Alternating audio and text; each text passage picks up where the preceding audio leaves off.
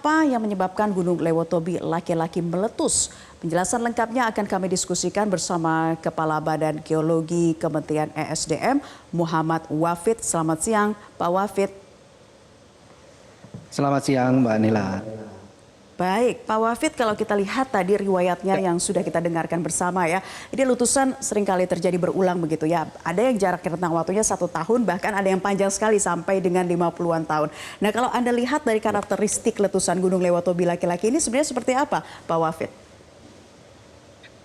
Baik, mungkin perlu saya sampaikan bahwa kita terus memantau apa yang dinamakan kelas A dari gunung api ya. Tadi sudah data-datanya sudah disampaikan Mbak Neila juga bahwa salah satu kelas A dari yang dipantau oleh Badan Geologi melalui PVMBG ini adalah Gunung Lewotobi laki-laki.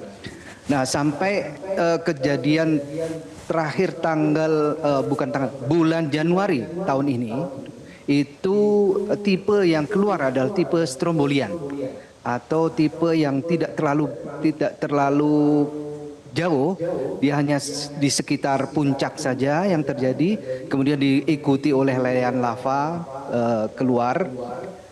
Itu tipe dari karakteristik dari yang kita amati di bulan Januari. Kemudian sempat berhenti dari Februari sampai Juni dan mulai aktivitas lagi di awal November. Tadi sudah disampaikan juga. Ternyata ada kegiatan-kegiatan yang terpantau oleh alat pantau dari Badan Geologi. Ternyata itu aktivitas tadi, aktivitas gempa dalamnya itu dominan. Sedangkan gempa dangkalnya itu meskipun ada tapi relatif kecil.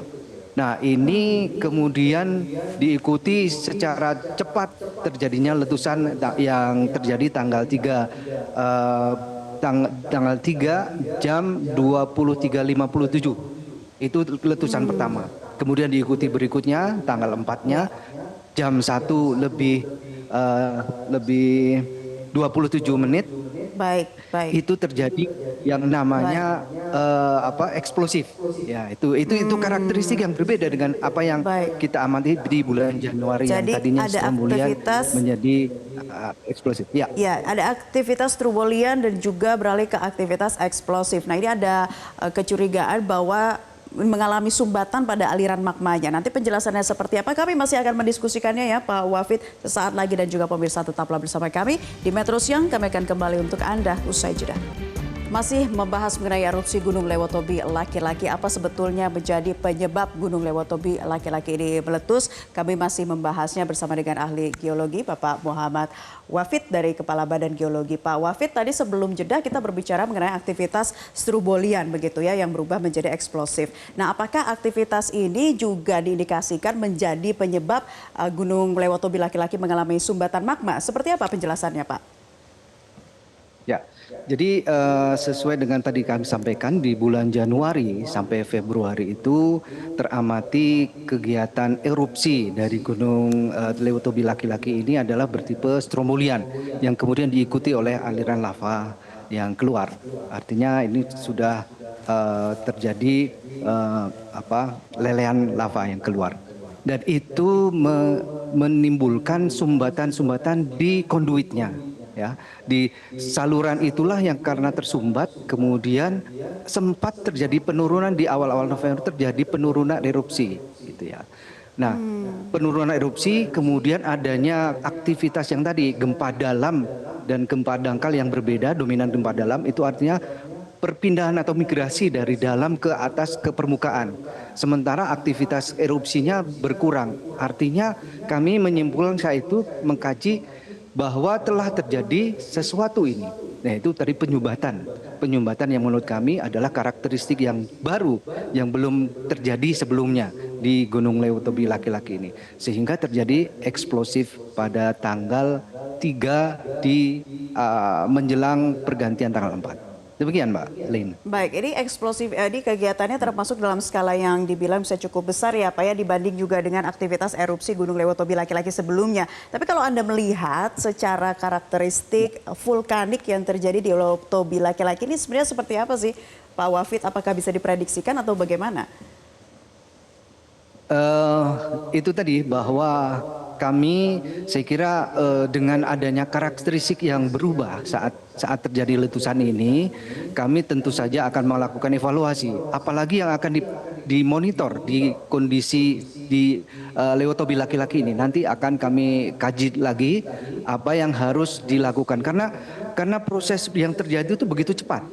Dari proses monitoring dari peralatan, kemudian terjadinya peningkatan gempa, sempat penurunan kegiatan erupsinya, tiba-tiba terjadi letusan. Nah, ini yang perlu kami kaji lagi sehingga menjadi tantangan kami di Badan Geologi khususnya PVMBG untuk melakukan pemantauan yang seperti apa nantinya setelah kejadian ini. Demikian, Mbak.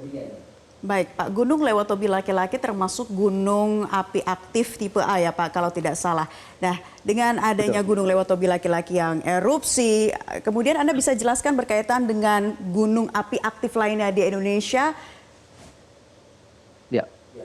Ya, kami setelah mengidentifikasi dari 127 gunung api aktif yang ada di Indonesia, tadi bisa disampaikan juga adanya data yang 69 saja. Ya, memang kita membagi atau mengklasifikasikan dari gunung api aktif ini menjadi 3 kelas. Yang menjadi kelas A atau yang telah terjadi dan teridentifikasi dari kegiatan aktivitasnya sejak 1600 tahun. Kemudian tercatat itu. Kemudian ada kelas B, kelas C. Nah, kelas A inilah yang menjadi prioritas untuk pemantauan. Kami di Badan Geologi seluruh aktivitas gunung api yang menjadi kelas A ini akan dilakukan penyempurnaan dari peremajaan dari alat-alat pantau dan juga bukan hanya alat-alat pantau, tetapi kami juga menyiapkan pos gunung api, pos pengamatan gunung api yang representatif untuk semuanya sehingga semuanya dapat terpantau dengan baik. Itu kami sudah punya roadmap sampai tahun 2029, insya Allah semuanya sudah dapat kami tingkatkan baik dari sistem pemantauan, kemudian alat-alat monitoring dan juga termasuk pos gunung api yang representatif dan juga SDM yang cukup mumpuni. Gitu. Demikian Mbak Ning.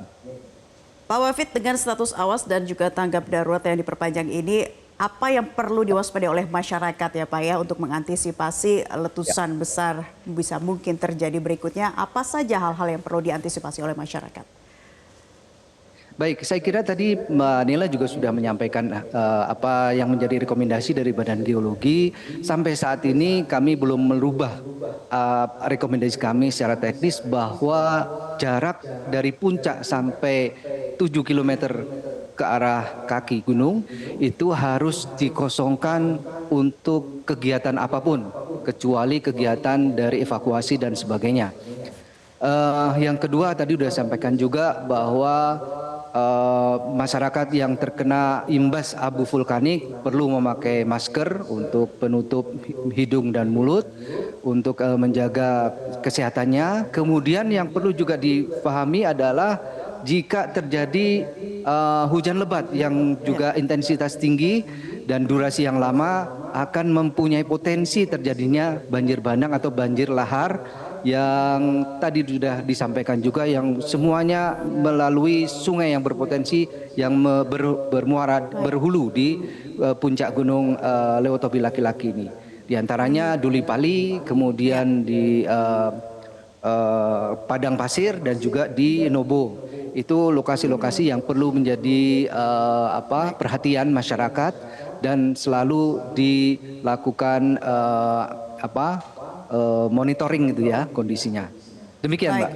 Baik, masyarakat dihimbau untuk bisa mematuhi aturan dan juga jarak radius aman, kemudian juga antisipasi banjir lahar dingin, serta penggunaan masker untuk mengantisipasi dampak dari abu vulkanik. Terima kasih Pak Muhammad Wafid selaku Kepala Badan Geologi sudah bergabung di kesempatan Metro Siang kali ini. Kita tunggu nantinya untuk penanganan pasca erupsi yang terjadi dari pihak-pihak terkait. Terima kasih. Jelajahi cara baru mendapatkan informasi. Download Metro TV Extend sekarang.